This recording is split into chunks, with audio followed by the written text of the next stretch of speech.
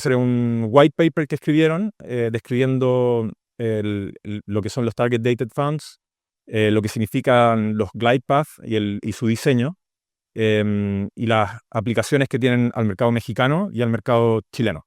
Así que los dejo con Fernando, que va a ser, creo yo, una muy buena introducción para la conversación que viene luego. Gracias. Les voy a presentar un poco un trabajo en el que hemos venido colaborando con el equipo de Clapes UC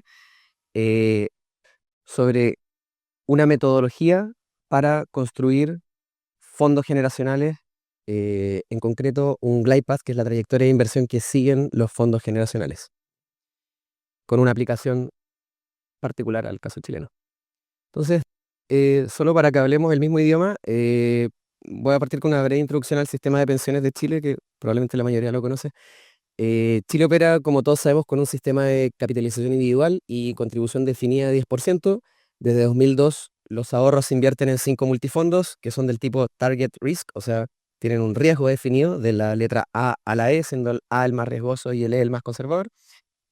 Y existe una trayectoria default BCD, ¿ya? O sea, si una persona entra al sistema, entra por defecto al fondo B y el sistema lo va moviendo de manera gradual al fondo C hasta llegar al fondo D cuando envejece.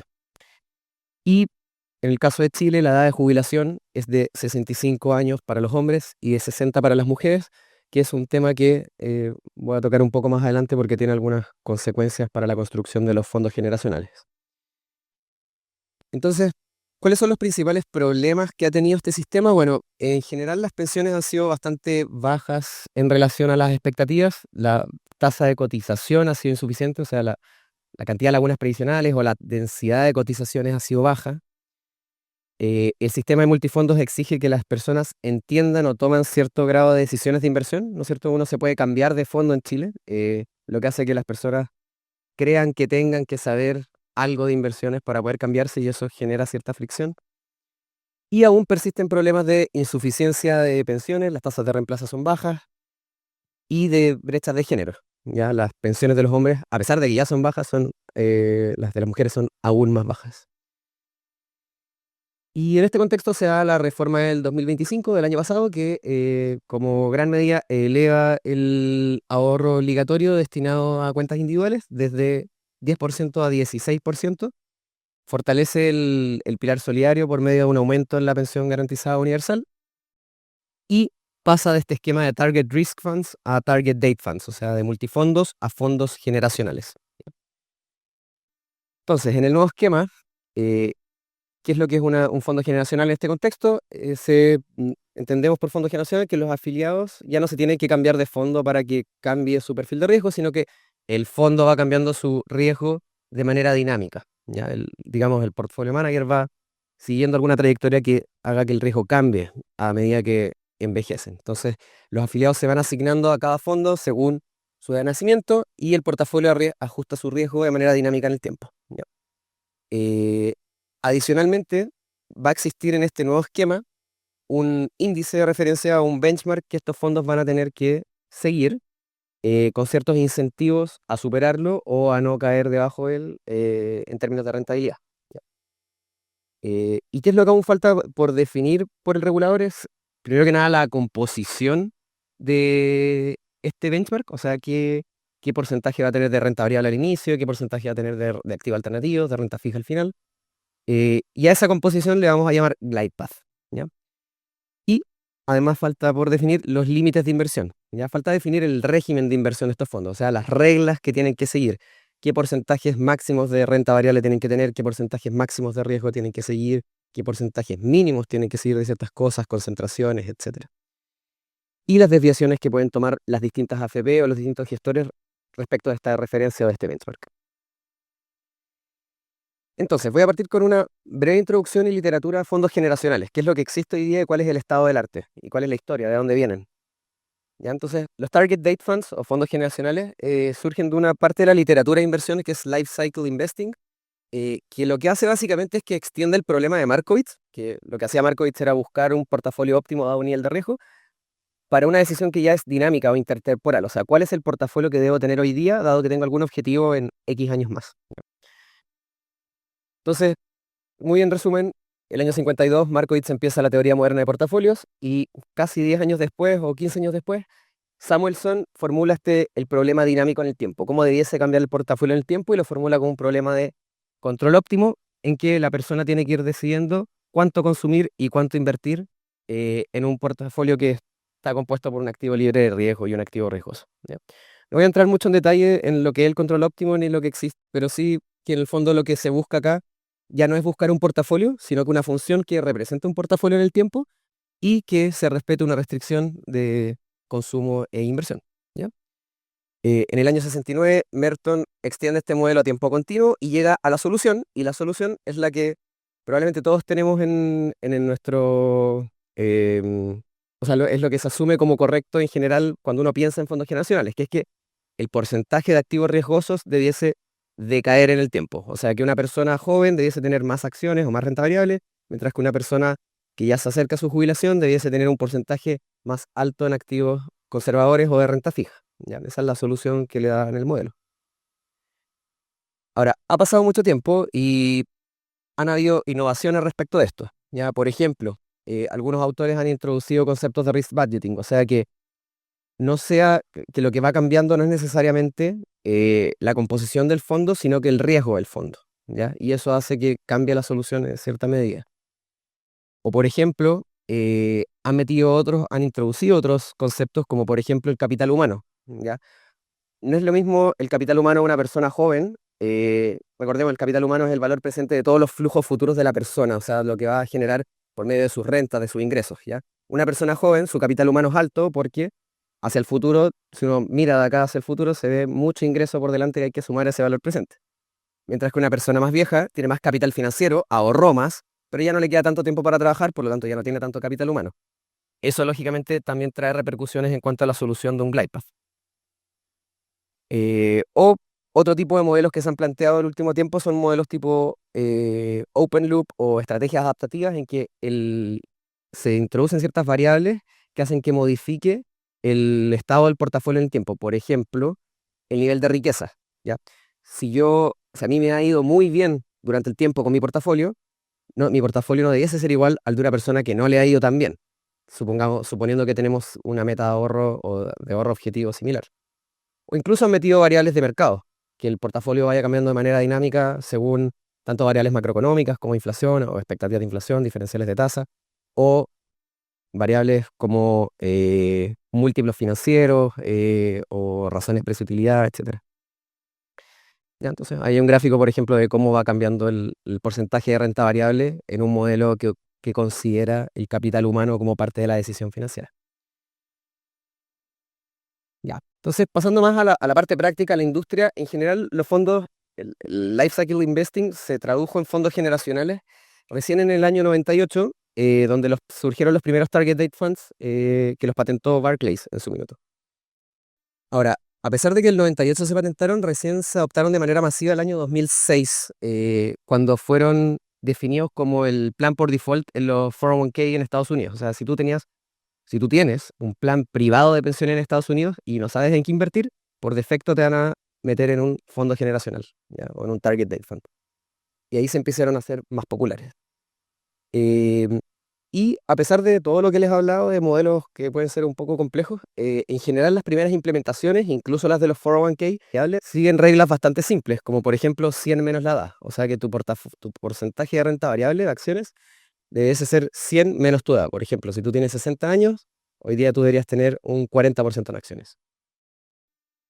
Eh, y respecto a estudios sobre la industria en general, la evidencia, algunos de los puntos importantes es que existe bastante dispersión y bastante diferencia en el desempeño de los distintos fondos generacionales en el mundo, a pesar de que estén en las mismas fechas de objetivo, ¿ya? Y de hecho, muchos de ellos son inferiores a la inversión pasiva. O sea, en general, los gestores que intentan tener un glide path o un fondo generacional que intente superar al mercado en cierta medida, suelen no superarlo. ¿Ya? Y por último, no existe hoy día consenso sobre un glide path óptimo. ¿Ya? En general, eh, o sea, existen algunos estudios que cuestionan la optimalidad de tener un glide path en que el riesgo descienda. eh, sino que por otro lado, si uno tuviese hay una exposición constante a renta variable o incluso creciente, eso puede llegar a tener eh, mejores resultados en términos de riqueza terminal, incluso a veces ajustado por volatilidad. Eh, y además, algunos papers muestran que hay algo de evidencia también de que portafolios más tradicionales, más clásicos, como el 60-40 o 100% acciones, incluso puede ser mejor para una persona que está buscando pensionarse y no hacer algo tan complejo como un target date fund. ¿Ya? Entonces, ¿cuáles son los resultados de nuestro estudio? ¿Ya? Antes de empezar a hablar de eso. Eh, lo primero es que uno puede pensar en el diseño de los fondos generacionales poniendo como meta, como objetivo de esta optimización, una meta previsional. Por ejemplo, una tasa de reemplazo. ¿Ya? O sea, uno podría no solo llegar y construir el régimen de inversión, sino que hace sentido construirlo en función de tener cierta tasa de reemplazo objetivo para la economía o para los afiliados chilenos. ¿Ya? Y no solo reglas fijas de asignación, como es hoy día los multifondos, que sencillamente son reglas que parece que no existe ninguna conexión entre las reglas del régimen de inversión actual y los objetivos previsionales de las personas. Lo segundo es que proponemos definir el glide path no como un porcentaje que cambia de renta variable, activos alternativos, renta fija, etcétera, sino más bien como una curva de riesgo máxima que pueden tomar los fondos, ¿ya? O sea, que el portfolio manager que se sienta tenga cierta libertad para mover el portafolio, sujeto a no pasarse de cierto nivel de riesgo nomás, pero que le ofrezca cierta flexibilidad para poder diferenciarse respecto de otros en cuanto a su estrategia de inversión. Lo tercero es que en el caso de Chile, en general, las curvas de riesgo o los glide paths más exitosos o con mejores resultados son los que empiezan a mantener el riesgo en un nivel alto hasta los 45 años y de ahí empezar a descender, ¿ya? Recién ahí creemos que es un buen punto para que empiece a bajar el riesgo del portafolio. Antes de eso no hace mucho sentido. Y cuarto, que si uno compara por lo menos el resultado que nos dio a nosotros con el esquema actual, el diseño óptimo sugiere que debiésemos tener una asignación mayor a renta variable a lo que tiene la trayectoria actual de los multifondos. Recuerden que los multifondos no pasa del B al C y al D. ¿Ya? En ese caso, uno alcanza porcentaje de renta variable muy bajos. De hecho, el fondo A ni siquiera tiene un 100% en renta variable, tiene máximo un 80%. Y el último resultado que tenemos es que, en general, los resultados de la investigación y cualquier estudio que se haga respecto a simulaciones de previsionales tiende a ser muy sensible respecto de los parámetros y los supuestos que se utilicen, sobre todo la densidad de cotizaciones. ¿Ya? Entonces, especialmente en el caso de las mujeres, eso hace que incluso los portafolios, si uno quisiese hacer algo más tailor-made o más a medida, debiese tal vez tener incluso un régimen de inversión con fondos generacionales distintos para hombres y mujeres, dado los parámetros estructurales que tienen, que son muy distintos hoy día. Entonces, ¿cuál es el objetivo de nuestro estudio? Diseñar una trayectoria de inversión en función de una meta previsional. ¿Ya? Entonces, en general, lo que hicimos fue buscar un glide path. La metodología en general funciona en base a simulaciones, lo que hicimos. ¿Ya? Simulaciones de distintos portfolio managers que les vamos a llamar portfolio managers borrachos. ¿Ya? Eh, entonces, la idea es construir un glide path tal que la mayoría de los portfolio managers tengan éxito o logren tasas de reemplazo razonables para un chileno promedio. ¿Ya? Ese es el objetivo. Entonces, no buscamos una trayectoria fija de asset allocation, como les dije, sino más bien una curva de riesgo tal que la mayoría de los gestores les vaya bien. En general, o más bien en particular, en el caso de este estudio, medimos el riesgo como riesgo de cola, con una medida de riesgo que es el CIBAR, que es bastante conocida en la industria financiera, que es básicamente medir en promedio qué es lo que pasa cuando hay un escenario muy malo, ¿no es cierto? Que eso suele tener mejores resultados que usar volatilidad o otras medidas de riesgo porque mide lo que realmente nos importa, que es qué es lo que pasa cuando todo se cae. Y lo que buscamos en el fondo es cuál es la trayectoria de riesgo de cola máximo que un fondo generacional debiese seguir a lo largo de su vida. Entonces, por simplicidad, estas curvas asumimos que tienen una forma funcional fija, que es una función por partes lineal, que se ve más o menos así, por ejemplo. Solo por simplicidad puede haber sido otra función algo más complejo, pero lo genial de hacerlo así es que solo depende de 4 parámetros, ¿ya? Depende del riesgo inicial con el que parte el fondo, que suele ser un riesgo más alto, el riesgo terminal, que es el riesgo que tiene el fondo cuando ya termina toda la fase digamos, de toma de riesgo, y los dos tiempos en que empieza a disminuir este nivel A y el tiempo en el que ya se queda estancado en el nivel terminal de riesgo. Entonces todas las curvas de riesgo con las que vamos a trabajar van a tener esta forma, que es una función por partes lineal, ¿ya? Con 4 parámetros. Entonces, ¿cuál es la gracia de todo esto? Que dada una curva de riesgo, si yo les digo, mira, tú puedes tomar riesgo máximo cuando estás a esta edad de 10% de riesgo de cola, 10% después 5% y así hasta llegar a 3%, pueden haber múltiples gestores que sigan distintas estrategias de inversión bajo esa medida de riesgo. ¿Ya? Es mucho más flexible que poner límites normativos más rígidos, ¿no es cierto? Pueden haber un portfolio manager que decidió tomar más riesgo, puede haber un portafolio manager tal vez más conservador, o no sé, o un portafolio manager borracho que lo subió, lo bajó, lo subió, lo bajó, no sé. Pero son estrategias válidas finalmente. Desde el punto de vista de política pública, lo que uno le gustaría es que en general a la mayoría de los gestores les vaya bien, ¿ya? Con cierto nivel de confianza. ¿Ya? Entonces la gracia es que uno puede medir qué tan buena es una curva en función de qué porcentaje de estos gestores les fue bien o qué porcentaje de estos portfolio managers logró una tasa de reemplazo razonable para un afiliado promedio, ¿no es cierto? Entonces, ¿cuál es la propuesta? Es buscar las curvas de CIBER o la curva de riesgo que la mayoría de los gestores tengan una rentabilidad exitosa. Con exitosa nos referimos a que la tasa de éxito sea mayor a 50%. O sea, si para una curva la mitad de los gestores logra una tasa de reemplazo objetivo de 60%, estamos bien, ¿ya? Con esa curva. Ahora, ¿cuál es el problema de esto? Que si consideramos, por ejemplo, 10 clases de activos financieras elegibles, ¿no es cierto? Podrían ser 10 fácilmente, ¿no es cierto? Renta variable, renta fija internacional, deuda privada, etcétera.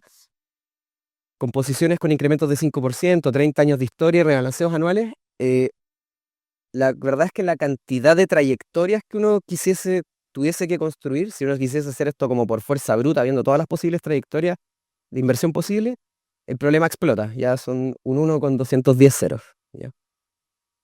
Por lo tanto, computacionalmente es infactible hacerlo. Pero el punto y la observación clave es que todas las trayectorias que nos sirven en realidad son las que respetan la restricción de CIBER, ¿no es cierto? No, los managers, a pesar de estar borrachos y que pueden hacer cualquier cosa, en realidad no pueden hacer cualquier cosa, solo nos van a interesar los que respeten el riesgo, ¿no es cierto? Y de hecho esos son bastante menos. Y la gracia de eso, no voy a entrar mucho en detalle, pero es que como el CIBER es una función convexa, uno puede usar ciertos métodos de muestreo convexo, como hit and run, que corren en tiempo polinomial y nos permiten muestrear de manera rápida, ¿ya?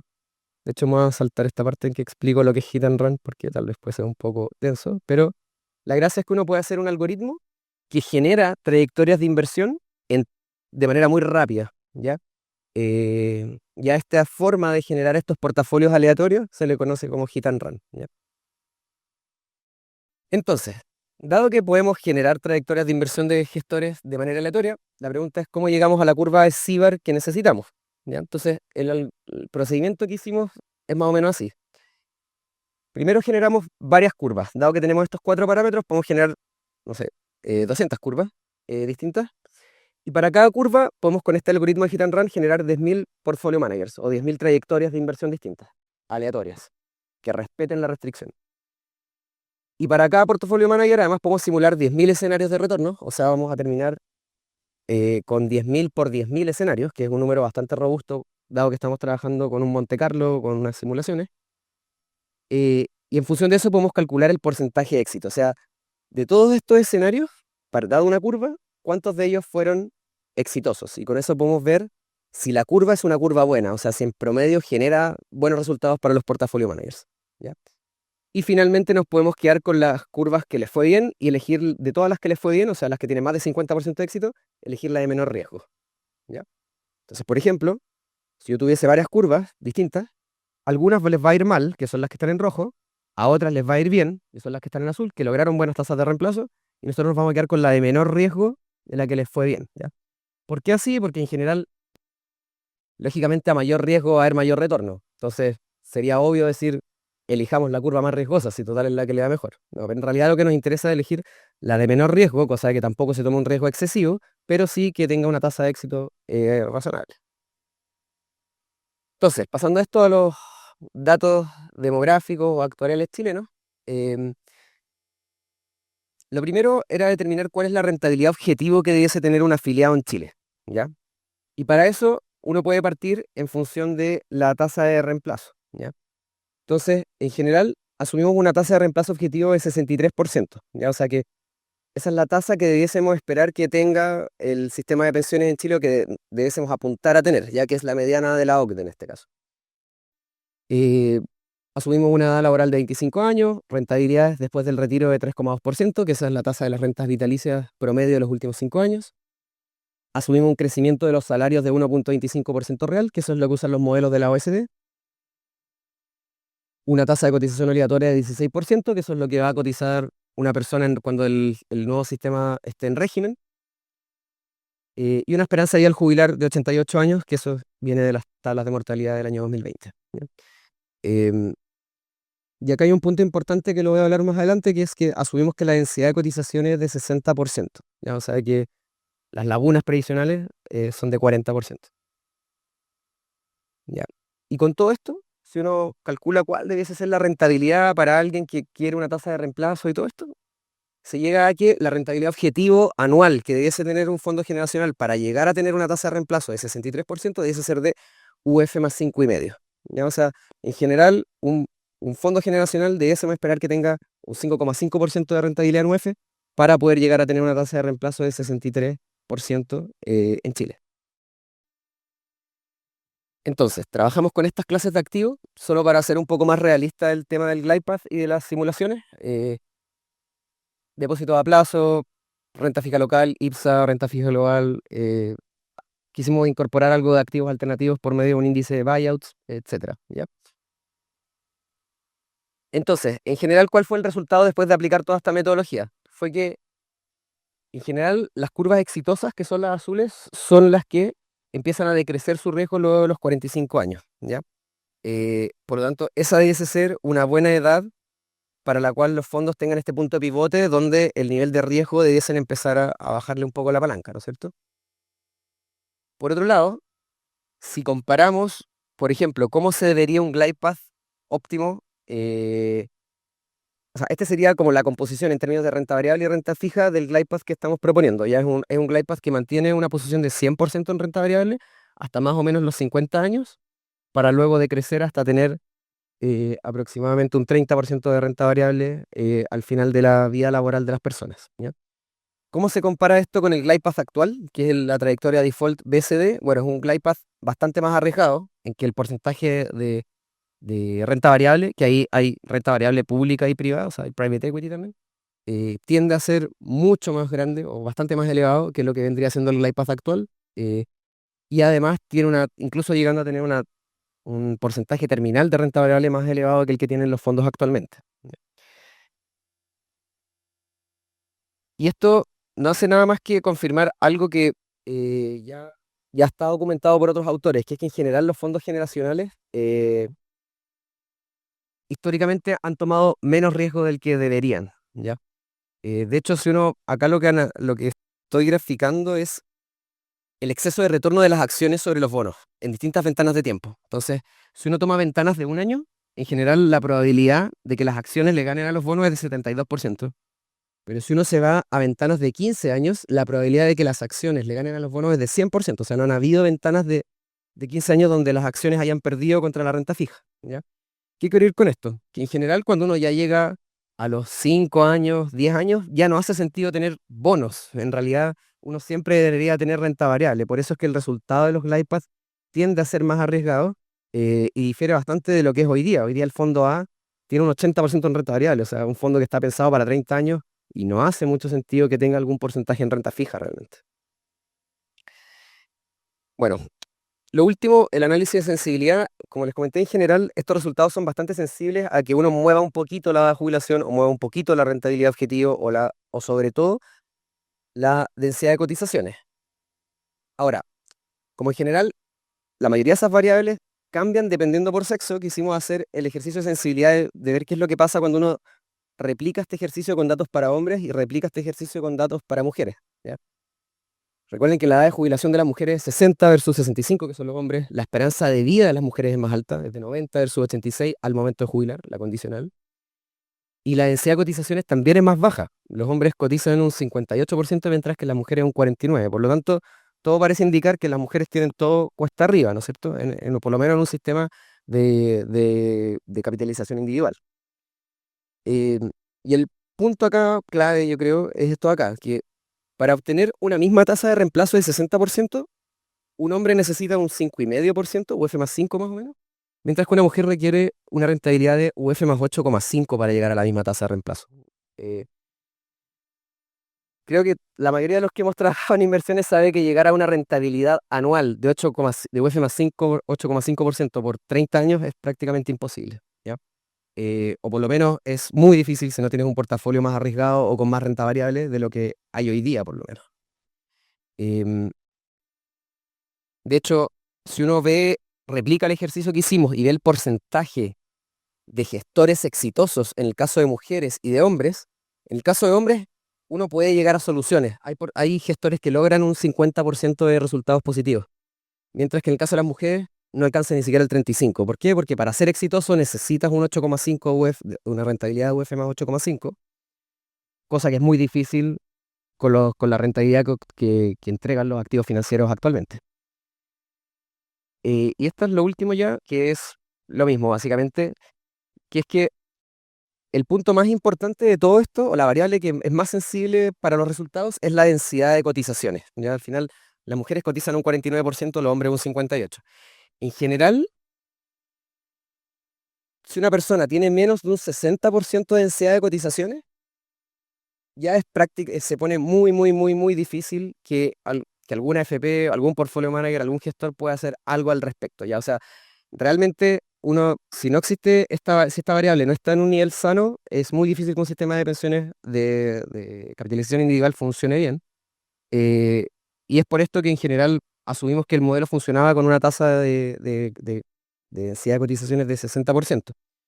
¿Ya? Algunas estimaciones de Salvador Valdés dicen que la tasa promedio, no está el dato exacto, pero la tasa promedio de la OCDE es en torno a 80% de densidad de cotizaciones. En Chile hoy día está en 55, es bastante bajo. Por lo tanto, independiente de lo que haga el regulador, es muy importante que en alguna medida se trabaje esto por el lado del mercado laboral, ¿ya? Desde el punto de vista del régimen de inversión, para poder tratar el tema de las mujeres, probablemente es que el régimen se tenga que adaptar a la realidad chilena, es decir, tomar un poco más de riesgo para poder suplir en alguna medida esto. eh, y aunque eso lógicamente tiene un límite, porque hay un punto en que ya los activos financieros no pueden suplir toda la falta de contribución al sistema. Entonces, de nuevo, las conclusiones, creemos que hace sentido que el régimen dependa de una meta previsional, como por ejemplo las tasas de reemplazo. Eh, en general creemos que la forma más razonable de hacer esto es que el regulador imponga una curva de riesgo más que una trayectoria fija que sea más rígida para los portafolio managers, de manera que ellos puedan generar estrategias más óptimas y no subóptimas. En el caso de Chile, en general creemos que el riesgo debe empezar a decaer a partir de los 45 años, y eso va a generar un glide path que probablemente va a ser más arriesgado que el que hay hoy día en la AFP, el sistema de AFP o el sistema actual, o el régimen anterior, que hace que las pensiones sean más bajas, ¿ya? Y lo último es que, de nuevo, es muy importante considerar el tema de las lagunas porque eso puede tener implicaciones muy grandes tanto a nivel de construcción de portafolios como de tasas de reemplazo. Ahí estamos. Muchas gracias. Bien, gracias Fernando. Ahora vamos a seguir con la conversación con Arturo y Joo Hee. Voy a hacer una breve introducción, ¿cierto? Arturo Cifuentes, investigador senior de Caples UC. Amplia experiencia académica también en la industria. Es doctor en ingeniería mecánica de Caltech. No puedo leer el currículum completo porque podríamos estar toda la mañana. Pero lo importante, creo que es una autoridad en términos de investigación académica en finanzas aplicadas. Y la idea era juntarlo con Joo Hee Lee. Joo Hee es doctora en física de la Universidad de Cambridge. Y en algún momento hizo su cambio de carrera de ser científica a entrar a la industria financiera, algo muy común en el mundo de las finanzas cuantitativas. Yuji también amplia experiencia en la industria, trabajó en Fidelity, precisamente diseñando soluciones de Target Dated Funds para múltiples países. Ha estado alrededor de todo el mundo, asesorando y también manejando portfolios diseñados con glide path, por lo tanto no podríamos tener, creo yo, un mejor experto en términos prácticos. Así los voy a invitar a pasar, por favor, al escenario. Y bueno, las preguntas que vamos a conversar fueron diseñadas o conversadas entre Omar y yo, y creo que si bien no abarcamos, creo yo, los detalles, los pequeños detalles, son las cosas que al menos en Pacífico Research y Fintual llegamos como a un pequeño consenso de las cosas como que más nos preocupan, digamos, y donde pueden ser los detalles que marquen la diferencia de si terminamos con un buen sistema de pensiones o con un no tan buen sistema de pensiones. Así que, bueno, vamos a ir directo a las preguntas. Bueno, bienvenidos. Thank you. Bueno, la primera pregunta, y creo que Fernando hizo una muy buena introducción, que nos hace quizás entender por qué esta primera pregunta, que tiene que ver precisamente con el riesgo, lo que explicaba Fernando sobre el CBAR, porque los Target Dated Funds van a hacer una transición desde un riesgo definido por clase de activos, ¿cierto? A, B, C, D, donde equity o acciones se trata como el activo más riesgoso, y la renta fija como el activo menos riesgoso, siendo que cuando uno lo mide agnóstico de clase de activo, el riesgo puede a veces cambiar esta definición, ¿cierto? O sea, muchas veces una acción podría llegar a ser más riesgoso que un bono. Dado ese contexto, la primera pregunta, bueno, perdón, voy a cambiar a inglés para que toda la conversación con Arturo y Joo Hee sea en inglés. So, first question is, how should risk be defined and measured in a target dated fund system, and should the same framework apply across all cohorts? And sub-question would be, should we treat or change this risk measure depending on the cohort that we are looking at? And also, should we adapt that risk measure during crisis? Joo Hee? Okay. So in fact, Fernando's presentation gave so much background of what I tried to say today. So risk, we need to think about risk measure as a measure, not something we react to. So risk measures are my favorite, and from my experience, CVAR is actually the best way to assess pension risk in general, portfolio management in general. However, especially target date funds, life cycle investing, CVAR works really well. One of the charts that Fernando showed was depending on the investment horizon, your risk basically CVAR changes, and that means with time we can tolerate a bit more risk. That's something we already know. So my the suggestion, my opinion from my experience is using CVAR, and especially with embedded time horizon. So CVAR as a function of time, that should be your core of the risk measure. Now, the second part, whether we want to use it for every cohort, it actually answers the question together. The reason why CVAR can work very well is because, of course, every cohort will have different risk tolerance, but you can create CVAR again as function of time. That means you don't have to change the risk measure. You change the magnitude of risk tolerance, and your asset allocation can be drawn from that risk measure. Yeah. Well, first of all, thank you for the invitation to be here. I think it's an interesting topic. It's close to our heart, I guess. So I appreciate the introduction and the opportunity to be here.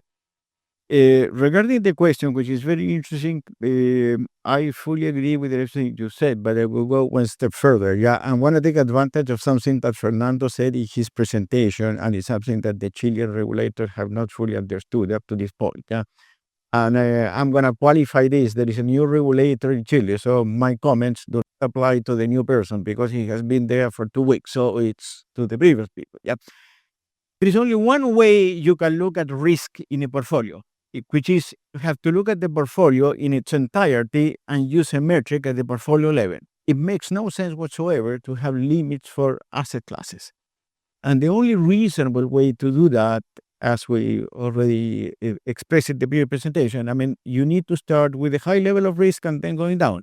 But you have to look at the risk at the portfolio level. Yeah, you cannot use asset. You cannot put limit by asset class because it doesn't really work. Now, and this is the critical point here. The only way, and this is something that has been absent in the Chilean discussion, the only way you can make sure that the system, the pension system works, if you have an idea where you want to get there. Yeah, as Fernando pointed out, if you're going to get a decent pension, depending on what's your percentage of contribution, you need to have a return roughly of inflation plus 5%, more or less. Yeah. Now, that should be the starting point from the regulation. Where you want to get, what return you need, and based on that, determine a risk portfolio. I mean, a risk budget. And in the Chilean system, we have seen the other way around. I mean, we have seen a bunch of limits by asset class, and nobody has a clue what's the return that the portfolio or each one of the funds should get. So I should emphasize that the only way to look at risk in a long-term portfolio is using the CVAR, the conditional value of risk, which is not a very revolutionary invention. It has been around for 50 years, but somehow in Chile has not really landed yet, at least not in the minds of the regulator. So I think it would be appropriate to start with what return you want to get, an appropriate risk level, and then control the risk at the portfolio level. Yeah, that should be my recommendation. Yeah. I have to say that we didn't talk before, so apparently we have an agreement, and you never talk about this before. So Right, yeah. I want to also before going to the next question, I want to ask you, Joo Hee, because the other day you mentioned that we should back engineer, right? We should start thinking about the portfolio where we want to land, right? Correct. After retirement, and then back engineer where we should get started. Maybe you can talk a little bit about that. Yes, because so let's think about life cycle investing, which is of course a part target funds design belongs to. So the one thing we agreed just now universally is we are de-risking. Why are we de-risking? Because with we approaching to the target date or retirement date or the day that when we need invested the money for. As we approach that, our risk tolerance naturally shrinks. Okay, so where we are going to arrive at is very, very important. So, for instance, if we are trying to buy a house and then pay for lump sum payment, down payment, you are actually lending at cash, and then we can calculate. Of course, we have estimation error, but we try to estimate how we can lend at that place. And the day before we are supposed to be redeeming that invested capital, our risk tolerance is practically zero. Yeah. So that landing point is a really big part of glide path, the portfolio optimization. I would dare to use the word optimization because there are many moving parts, but that's our anchor point.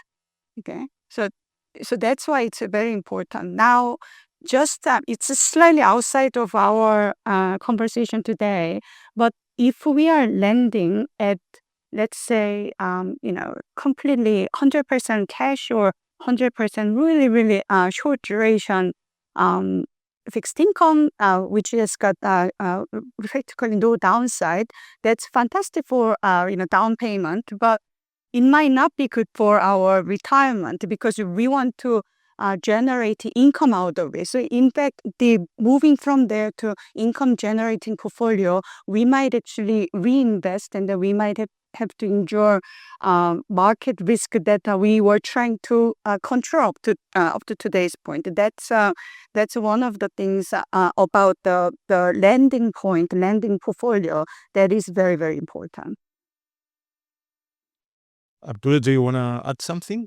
Well, I just want to add something to what Joo Hee Lee, but it's, one thing that worries me about the generational funds in Chile, which is the term they normally use here, is that it's not quite clear yet how they're going to be implemented. The regulation is very fluid at this point. But one thing that I don't like, and I think young people should be worried about, is that they're going to be implemented in a very dictatorial fashion. And let me clarify what that means, because it could be controversial.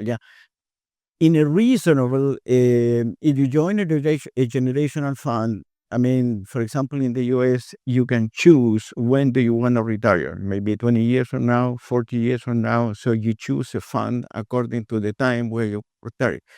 In Chile, they're going to put all the people, as Fernando mentioned in the previous presentation, everybody in the same fund based on your age.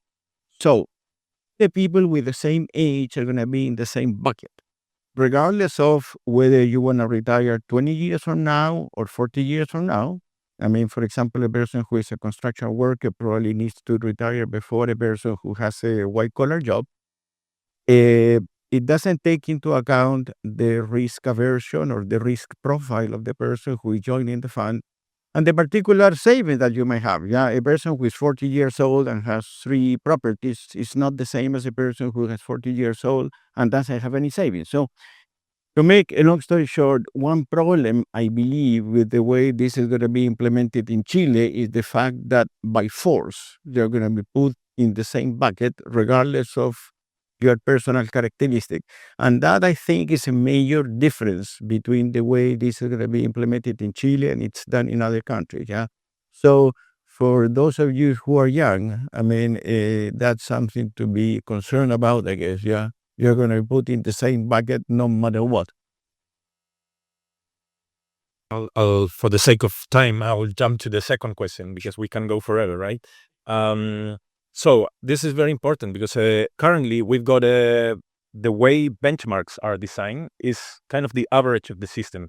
That has many implications. One is that doesn't incentivize competition as much as we want.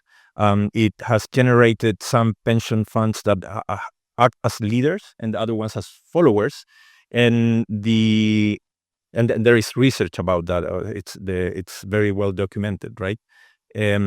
So part of the process of going into generational funds is think about a certain benchmark, whether we want to have a benchmark and which kind of benchmark. So how would you build a proper benchmark so it incentivizes more competition, lowering fees, the kind of things that the pensioner wants to see, right? This is a very, very important question. And in fact, it's not just Chile, those countries which adopted target date funds as a bigger part of their defined contribution pension scheme, we have all been through benchmark issues. So, U.S. example is that they still don't have such thing as benchmark. So each provider can decide their own benchmark and then run their portfolios against that. Which has got, of course, there is an obvious advantage in doing that because when you do that, you encourage the competition and better technology and better implementation, better investment can be encouraged by doing that.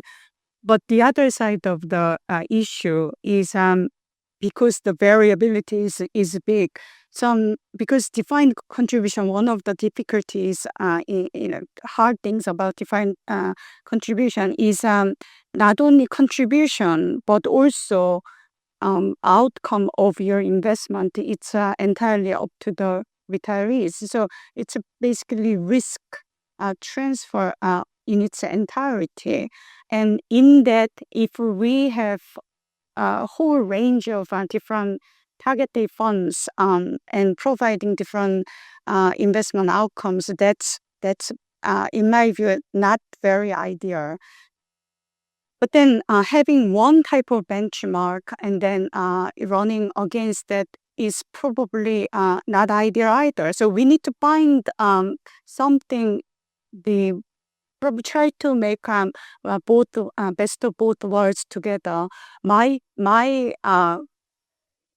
preference is having guideline of the nationwide guideline glide path can be quite healthy, and then you have the liberty to run funds around that. It doesn't mean that you are tightly following the benchmark, but at least as your best brain can put ideas together and have long-term glide path. And then, providers choose how to manage their funds against that. So that would be my best of two worlds solution. But whenever I hear the word benchmark, it scares the hell out of me. Yeah, and for two reasons. Yeah, the first one is that it's normally designed by people who have never been involved in the financial system. They're mostly people who have worked the entire life as regulator. And the other thing, and really we have a very bad experience here in Chile. I mean, there is already a benchmark. I'm talking about the Multifondos. And the way it is implemented in Chile right now is that encourages people to stay close to the average. But because if you deviate, you get penalized.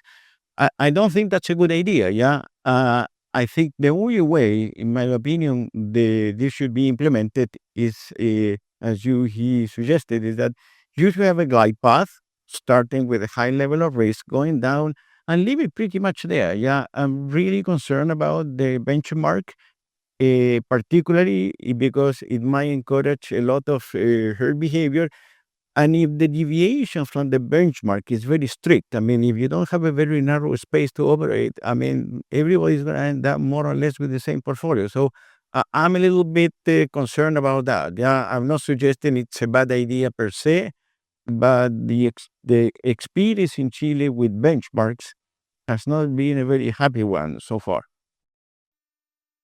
So actually, Joo Hee was here around 12 years ago, and people from the industry remember something you said, which is that pension funds in Chile weren't taking enough risk, which might be a bit unpopular to say, but we, as Arturo said, we might end up having the same, not enough risk, and I think it's what Fernando's presentation also showed, and so, having that in mind, what is the risk of having too narrow limits for risk? It's a big risk. So I'm so happy to hear that some people remember that controversial thing I said. But just to respond to your comment about benchmark. I mean, I know you didn't think that I was proposing that benchmark is a good idea. It's more, I would say, more guideline. Yeah, because for instance, because after 2008, there were lots of target date funds in the States had serious problems.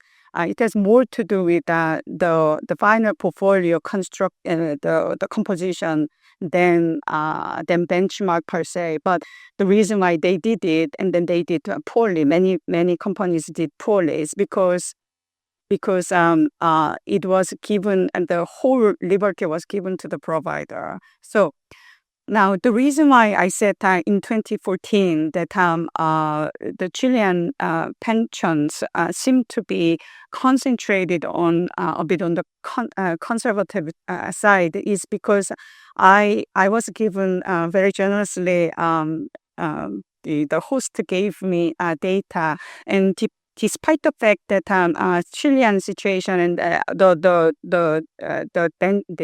target date funds I was running were European funds at the time.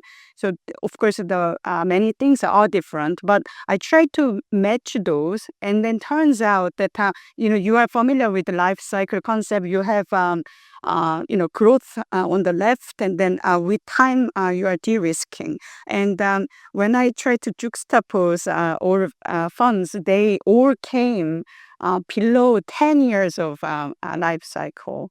Okay, so even the youngest cohort would be investing in that, and there is significant risk by doing it because you are not taking advantage of market appreciation. And after all, the reason we are taking risk is to get exposed to the opportunities. It's not just if there is no reward, we wouldn't do that. So that turn it around, and then all these cohorts are on the conservative side.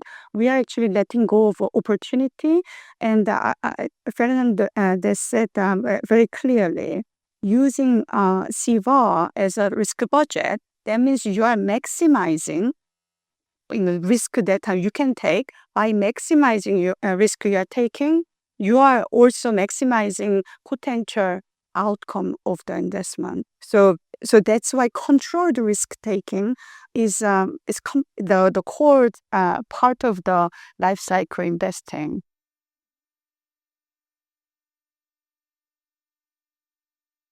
I mean, if you think about in any long-term investment vehicle, you should have a percentage, 30%, 40%. We can talk about that in alternative investment, yeah, because that way you can improve your returns quite a bit, and you take advantage of the fact that you don't have a liquidity issue. Nobody's gonna come on a Monday morning scared, asking for the money. Yeah, if you look at the data, alternative investments in the last 20 or 30 years, they have offered returns about 200 basis points, 250 compared to equities. Yeah. The Chilean system, and this is because of the regulation, by not being able to invest in alternatives, taking more risk, as you said, they have been on the losing end of this proposition. Yeah. Chilean probably would be 20 or 30% higher had the Chilean system allowed investment in alternative investment. Now, having said that, one terrible idea that is going to be implemented in the new system, and I know some of my friends disagree with me here, but is something called the licitaciones. Yeah, without going into any further details, the licitaciones mechanism is completely incompatible with alternative investment. Yeah. So I think that's going to penalize quite a bit the future workers in Chile. But I agree with you. I think they should be able, the system, to have the possibility of taking more risk. Control risk. Risk. And the way you control risk is with the CVAR, something that is not, the Chilean regulation doesn't even know the word, I guess. Yeah, that's really the scary part. But I agree with you. Control risk. Risk should be controlled, and in order to be controlled, you need to measure risk. Yeah, but if you don't know how to measure risk, if you read the stuff that I'm going to stop here because I don't want to be too controversial, but if you have read the last document that the Superintendencia de Pensiones wrote when they asked for bids in order to design the investment regime of the generational funds, there is no concept of risk metric, nothing.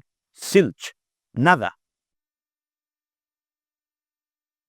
So well, this is not in the design of the questions, but I have to make these questions. Like, I want to know your opinion of alternative investments, because I get asked this question a lot, especially by journalists, right? Because there is a big expectation that now the limits will be broader in terms of alternative investments. But when we talk about alternative investments, we are not talking, everybody thinks about private equity, right? but we are also talking about venture capital, hedge funds, those kind of things. So the problem, in my opinion, with those kind of things, it's the illiquidity, right? That's where the main problem lies, and illiquidity and lack of transactions also will be more difficult to take into account when it comes to CBAR, right? So please, your opinion on that. Yeah, let's think about good side of the investment in general. I mean, it's kind of diversifying because it's different. I don't think we have time for identifying whether there is really illiquidity premium, but let's say that's there. So these are good things.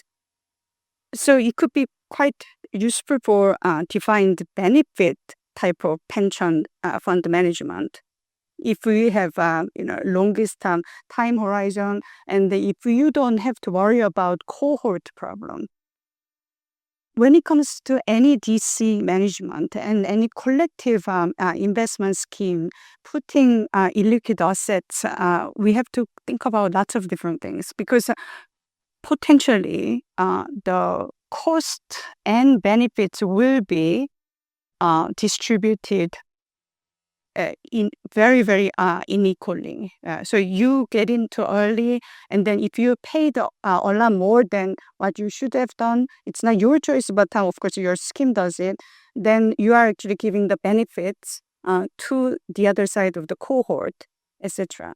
So that's one of the biggest problems with illiquid assets within liquid or cohort-driven collective investment vehicle in general.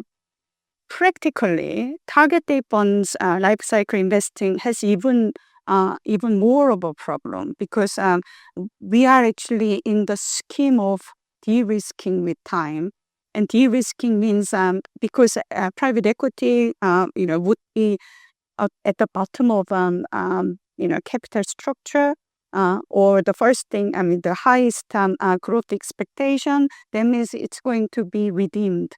And we can't actually plan the redemption. So that means that every time we redeem, we might actually get disadvantaged. But that disadvantagement would be passed on to the cohort who are already in the scheme. So it actually creates an unfair investment outcome.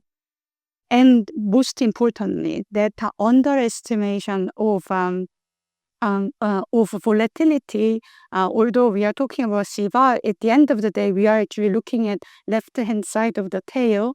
And this lack of liquidity translates itself into much, much poorer estimation. That means we are looking at a huge estimation error unnecessarily. So this unfairness and disparity and underestimation of the risk system altogether, I'm not really on the front line that this should be part of target date funds. It's true that the CBAR, not to get too technical here, it's difficult to apply for certain class of alternative investment, but there are certain proxies or certain things you can estimate it. But to go back to the alternative investment, basically when we talk about alternative investment, we're talking about private equity, commodities, real estate, venture capital, private debt, a whole bunch of things, And given the fact that these alternative investment in general, they are not very liquid, the transaction costs are high, and there is no secondary market, obviously it would be unreasonable for a person who is 65 to have a major exposure to that. But a target fund who is aimed at people who are going to retire in 30 or 40 years, I think should have, in my opinion, a 30% in alternative investment. The fact that there will be no liquidity issue because nobody will. The target fund is designed, the pension fund, in such a way that nobody can get scared and one day in the morning come back and demand his money back, his or her money back. So given the fact that that is not going to happen, I think it's a natural vehicle to have a big exposure, around 30% to alternative investment. Yeah, and I think that should be a part of the new design. Yeah, so we need to take more risk. So next question is, how should glide path cohorts be defined? How many should there be, and how should they be grouped, right? We know that the regulator here in Chile already proposed to have one first cohort from once you start working until you are 35, and then, which is quite notable, 3 years cohorts until you reach your age of retirement. So how would you design the cohorts, and what do we have to take into account when designing those cohorts? So cohorts means what kind of gap we have in target fund generation, I think. So the US and UK and Germany is where I managed lots of target funds in Germany, and we kind of without writing down anything, we kind of agreed on 5-year increment. The reason is basically twofold. One is retirement date itself is uncertain. I don't know when I'm going to retire, and I don't think many of you know when you're going to retire. So there is a huge amount of uncertainty. But then glide path generation works in the way that it's quite well designed. The glide path means you are really anchoring on the target day. So there is a bit of a mismatch between our anchor point in let's use the word optimization.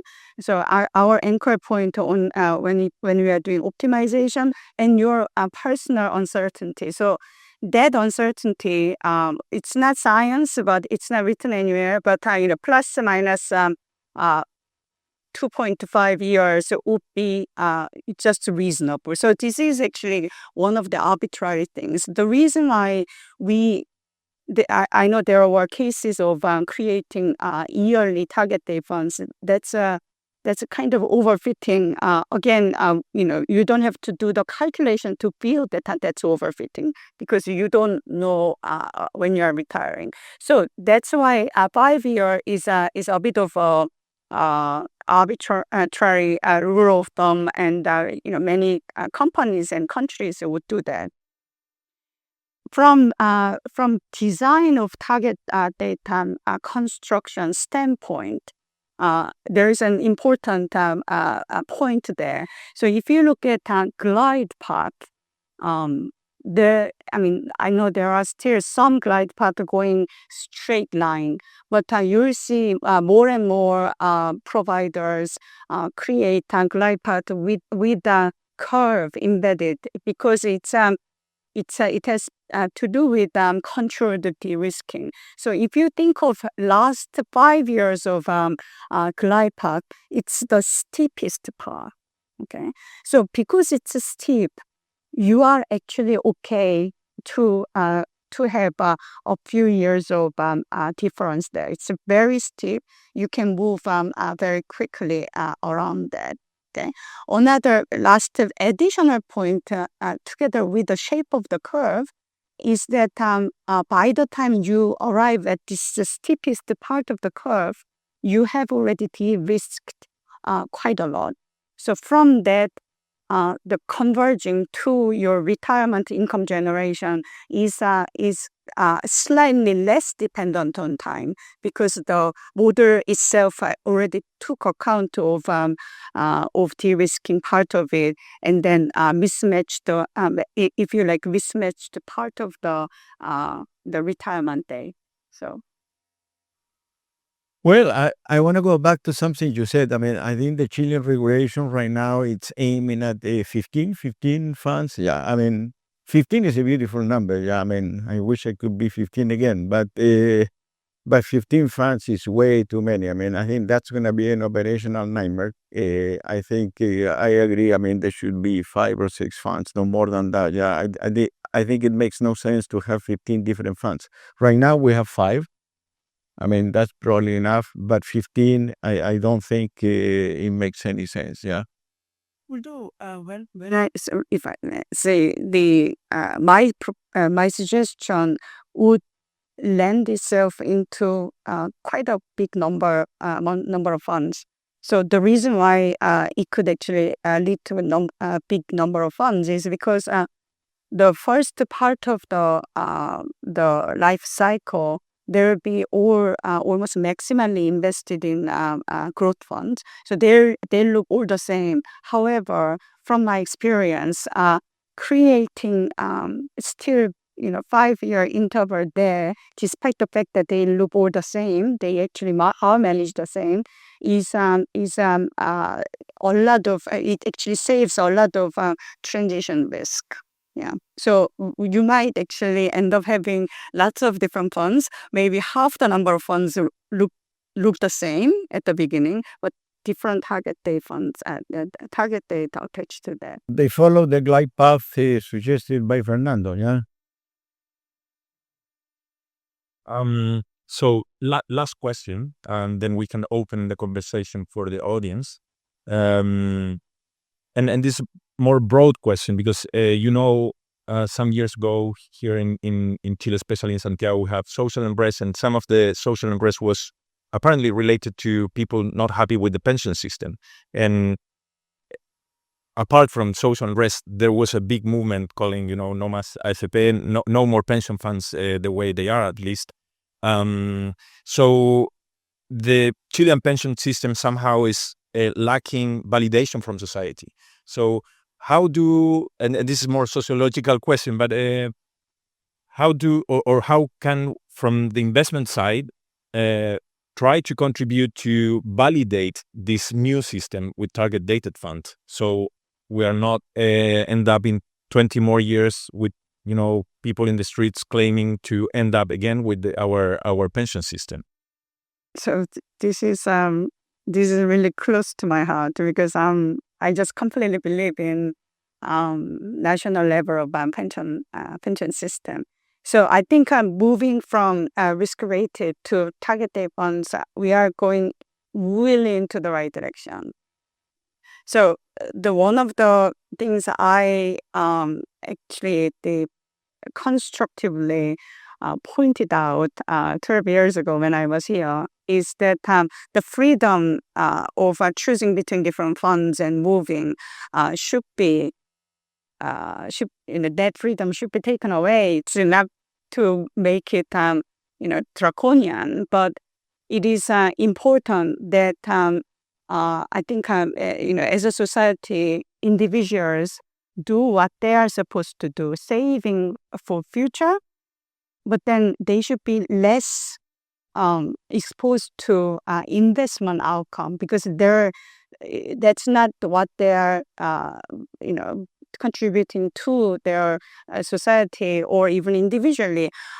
Even the highest educated people may not know much about pension system, not to mention investment outcome. So bringing a risk-rated fund system, so of course having a pension system is wonderful, but moving to target date funds or life cycle takes investment outcome, the responsibility for investment outcome away from individual. And then that's where, again, financial experts and decision makers can contribute to the society very, very constructively, creating the environment so that the investment outcome, the range of investment outcome should be narrower.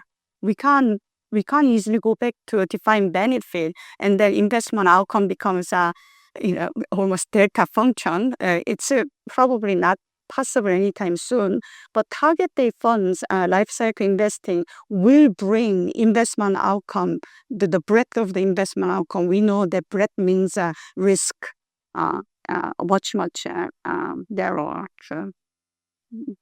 Arturo? Politically charged question. Yeah. Well, I think two things. Yeah. Financial education in Chile is not very good in general. Yeah.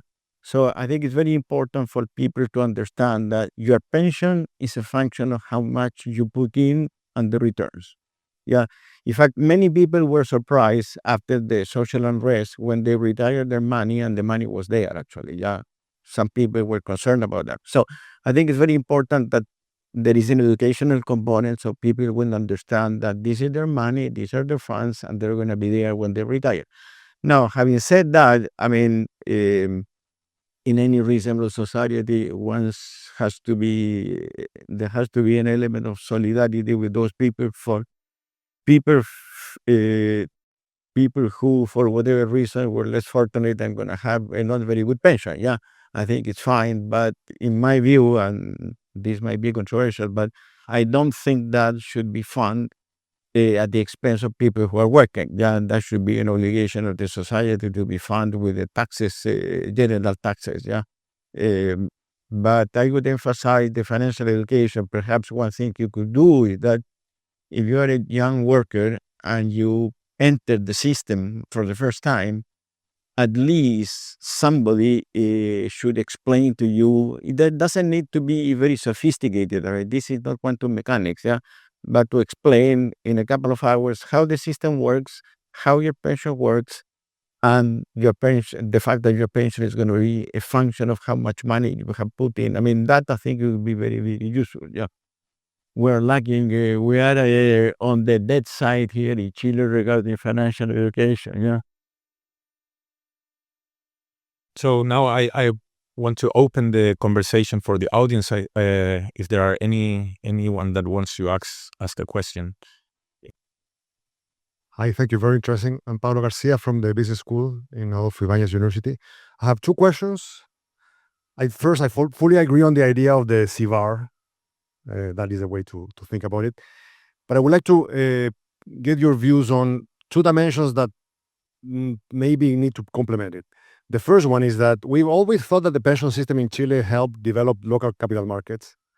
And if you do any optimization for our pension system, likely the share of assets that are domestic will be relatively small and probably smaller than what the system has had until today. So how would you consider that element in the design of the glide path?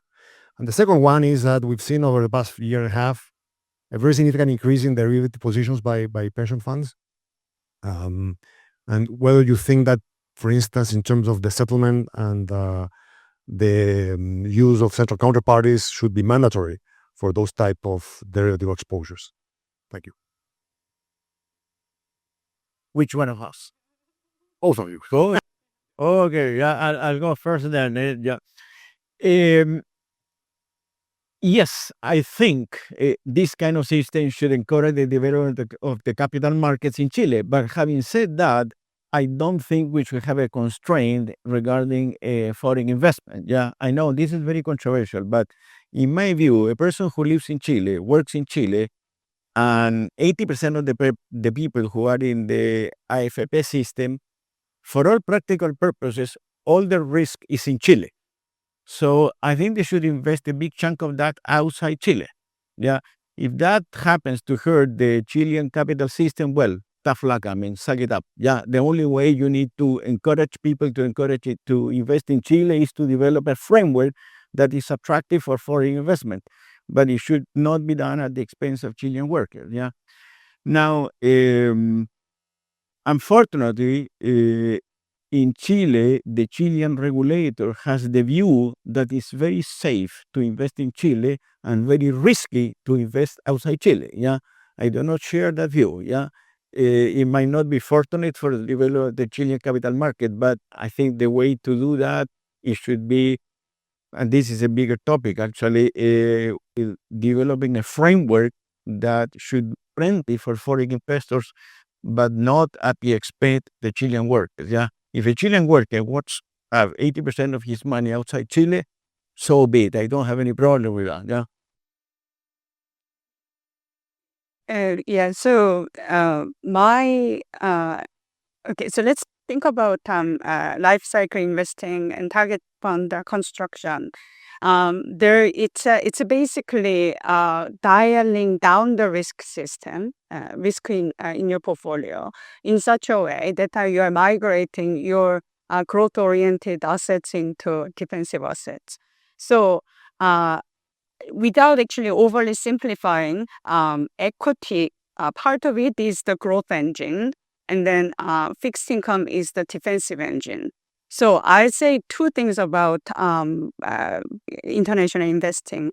When it comes to equity investing, Chilean market is way too small for you to take full advantage of that. And diversification, growth, and the basically liquidity, all these things together, equity side of the investing, I think we should open up to international investing. You might actually start thinking about the size of the domestic exposure, but I don't see why you should really consider the domestic exposure cap or minimum rate. So I think that's the growth side of it. When it comes to towards the end of life cycle and then close to your target date or retirement date, in this kind of portfolio construction, fixed income is your the defensive play. It's not your return-seeking player. Okay, I mean we can talk about high yield, but this stylized construction and design. Fixed income is your defensive player. That means you can actually protect your assets much better with domestic high grade investment grade or sovereign debt much better. It actually serves the purpose of target date fund design and construction and management. Okay, now there if this was in Chile, I cannot say this with full steam like this because not every country has a well-developed fixed income market. But Chilean market, to my best knowledge, is just so sophisticated. You cover the whole the curve, and then liquidity is there, and then size is there. And although again target date funds, we are talking about more shorter end of the curve, but you have the liquidity there. So that's how I would actually construct target date funds here. A couple of things regarding to, again, domestic and foreign investment. I mean, diversification is a key ingredient in any portfolio construction exercise. Unfortunately, the Chilean market, in a way, it's as we pointed out, it doesn't allow for full diversification. For example, the stock market, there are probably 20 or 25 stocks that trade. In the US, you have the SP 500, which has 502 stocks. Fixed income in Chile, you have investment grade, and half of that is essentially banking financial institution. So you don't have the variety you have in the US. You don't have a high yield market in Chile. I mean, all the bonds that are part of the high yield is because they were downgraded, not because they were issued as a high yield bonds. We don't have venture capital. In other countries, for example, in the US, you have municipal bonds. You have bonds issued by the state, bonds issued by counties. You don't have that in Chile. So it's very difficult in Chile, even though the market has improved quite a bit lately. But the possibilities of diversification are very, very narrow in a sense.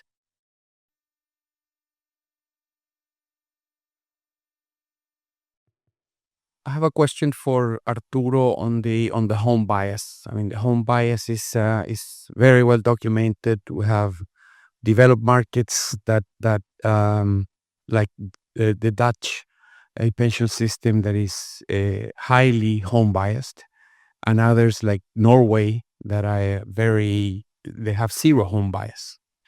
But in many of these cases, in a way, the owner of the whole system conceptually is the state. The state created the system to manage the asset liability, its balance sheet and its off-balance sheet liabilities.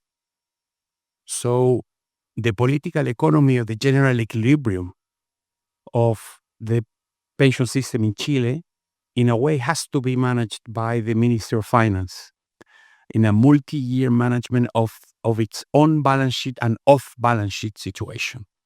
So do you agree that there is an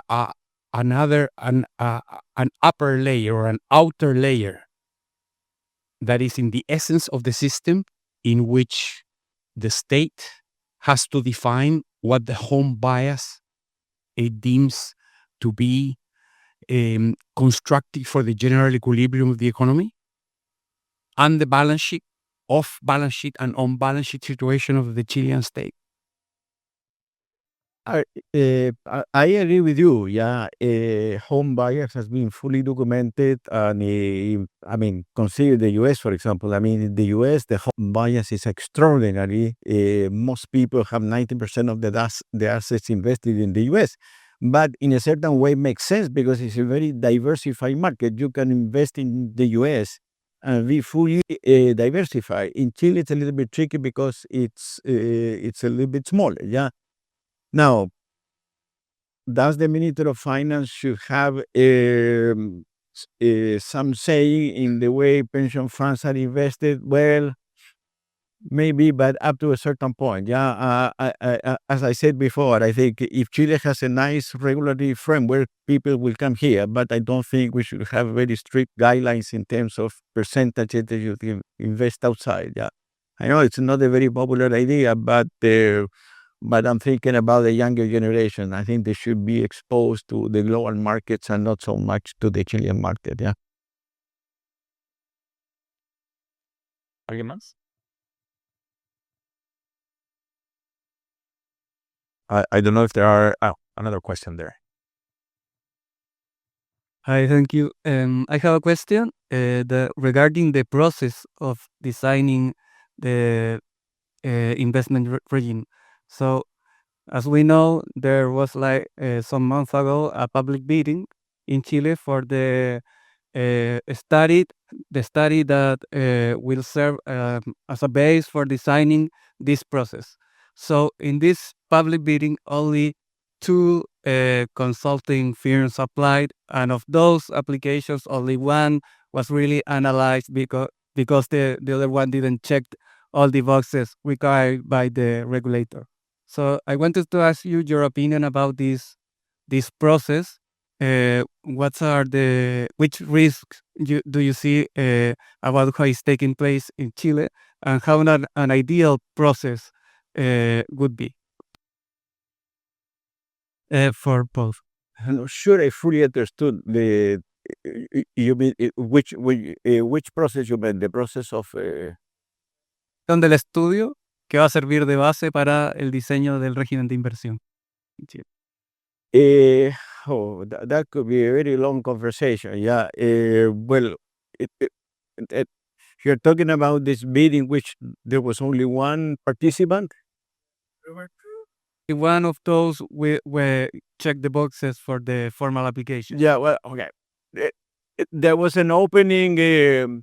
There was a competition, so people who submit different companies could submit a bid to design the investment regime for the generational funds. Yeah, it was a very funny process because only two companies present a bid.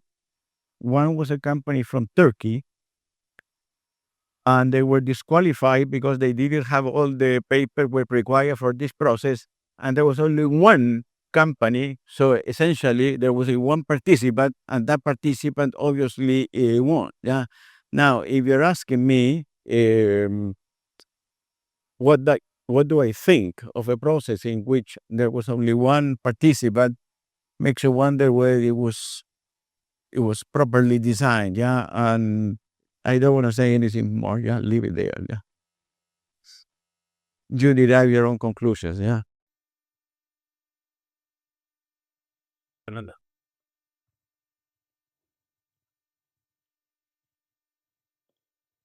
Okay, so my question is regarding the active versus passive management discussion. So in the current reform, they introduce maximum management fees for the underlying portfolio. So, for example, if a pension fund manager invests in an investment fund that charges a management fee, there's going to be a cap for that.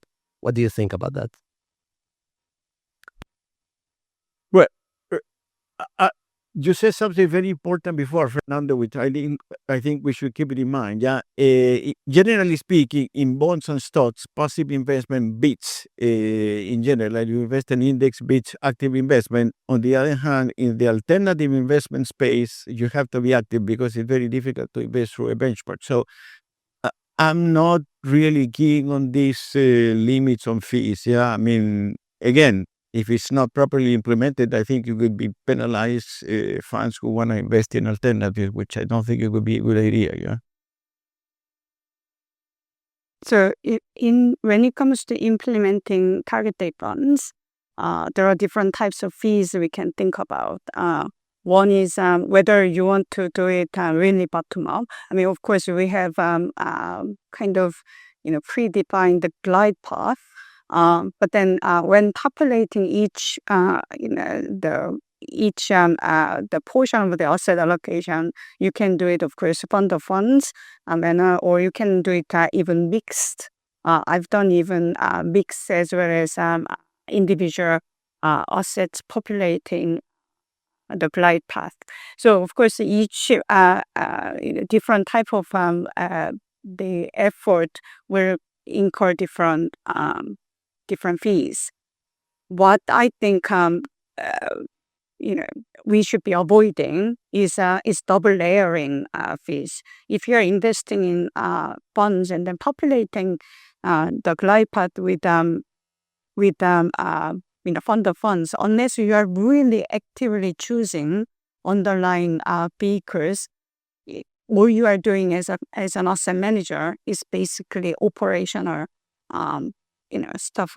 Although if you can actually do top-down, quite serious investment management, that should be a different type of fee generation.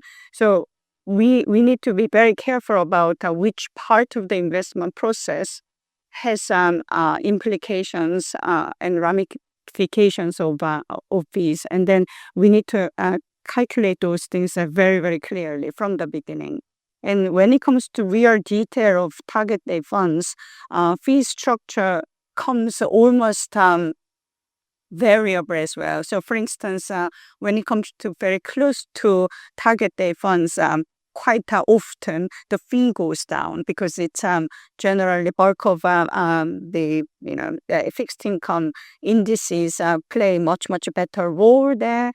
So fee has to go down. So actually fee goes down as a as much as the glide path moves. So all these things need to be carefully considered. Otherwise, there will be double charging, triple charging, and that's not really serving the purpose of having national level of pension scheme.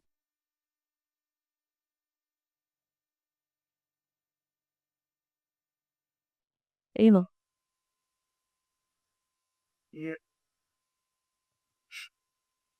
Yeah. Hello. Thank you for this excellent conversation. My question is actually simple, the question, not necessarily the answer. How you measure or how you recommend the regulator to measure CBAR, expected return, all the variables that you need to put into because this is all historical data, but even your pension, the thing you receive monthly says historical return does not imply future returns, and the volatility for sure neither. You can see the case in Chile that fixed income, long maturity, had a very low volatility for the last 2 years and has increased volatility significantly recently. So, I mean, how you measure that? That's one question. And I'll stop there. Yeah. Okay, well, a simple way would be to tell the asset manager, look at the last 5 years, the last 7 years, and based on monthly returns, compute the CBAR and make sure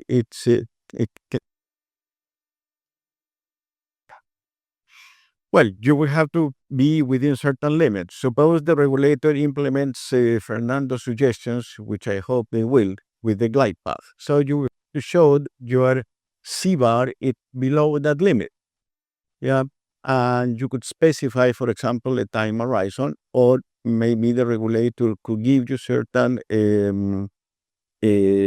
reference returns from the past, and based on that, you show you are within a certain limit. Yeah, I mean, that's the only way to do it. Yeah, I mean, that's the way investment funds do it. I mean, any hedge fund, any risk manager would do it that way, more or less, with certain variation. But that's, I mean, and I agree with you, there is no assurance that the future will mimic the past, but we have to live with it, yeah? Well, yeah. It's a very important question, but I think we need to think about slightly. I mean, there's no answer, by the way. Sorry about that. But one thing we need to remember in life cycle investing is VAR or CVAR or volatility. The backward-looking historical data is just not going to help. I mean, that's not usually very helpful anyway. But in life cycle investing, it is not helpful. It's worse than not helpful. It's a very bad idea because, of course, naturally you are coming from much higher volatility environment, and then you are going down. So if you start using backward data, then you are going to overestimate your volatility, and then you'll be penalized. And then especially if you happen to find yourself in the middle of some market turmoil like now, it'll be always overshooting. Overshooting volatility is not controlling risk; it's reacting to risk. That means you are not going to, you are likely going to lose your opportunity to participate in the market. So it's a life cycle. We have to be, it's by definition forward-looking. Forward-looking, the value at risk or conditional value at risk calculation is a typical one. But of course, but we have to do best effort simulation using all the information we have, and then try to create a forward-looking calculation. And because it's de-risking, and also we are not only de-risking, but this is ever so regularly shrinking duration proposition. So it is always going down, supposed to be going down. Okay, so that's something we need to predefine as much as possible, and being humble that these are all estimates, but still we need to put best effort to find the best possible estimate, and then we need to agree with those things.